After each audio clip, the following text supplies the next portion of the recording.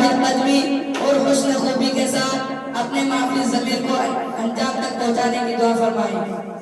حضرات، یہ انسان کی فطرت ہے اور طبیعت کا تقاضا ہے کہ وہ اپنے محسن کا بدلہ نیکی اور بھلائی کے ساتھ دیتا ہے۔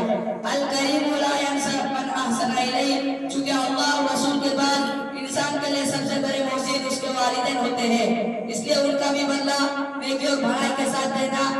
انسانی طبیعت کا تقاضا اور جزو لازم ہے، جسے دوسرے لفظوں میں خدمت والدین کہا جاتا ہے۔ اسی طرح والدین کی عزت و خدمت و اطاعت حضرت موسیٰ علیہ السلام، حضرت عیسیٰ علیہ السلام، حضرت محمد رسول اللہ صلی اللہ علیہ وسلم کی تعلیمات میں ایک سا طور پر قرار دی گئی ہے، بلکہ تینوں میں ان کا درجہ خدا کے بعد انسانی رشتوں میں سب سے بڑا بتایا گیا ہے۔ حضرات، یاد رہے، خدمت صرف اس کا نام نہیں ہوتا کہ سر دبا دیا، پاؤں دبا دیے، بلکہ خدمت یہ ہے کہ ہر وقت ہر لمحہ ان کی سوا راحت میں دیکھ ریکھ میں گزارا جائے۔ خدمت والدین وہ ہے جس سے والدین کو سکون و اطمینان راحت پہنچے،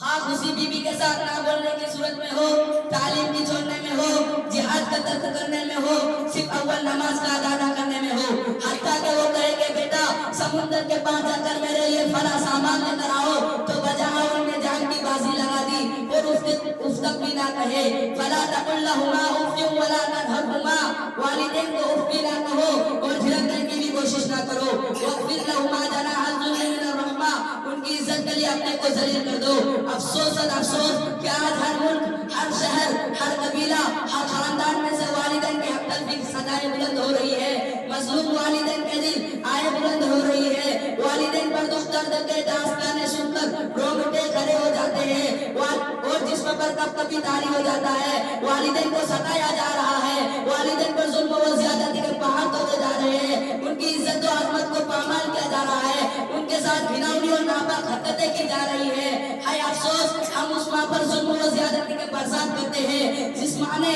9 ماہ پیٹ میں رکھا، جس ماں نے درد سے برداشت کی، جس ماں نے 2 سال تک دودھ پلایا، جس ماں نے بچہ کے خاطر مصیبتیں برداشت کی، جس ماں نے بچہ کے خاطر مصیبتیں برداشت کی، جس ماں نے بچہ کے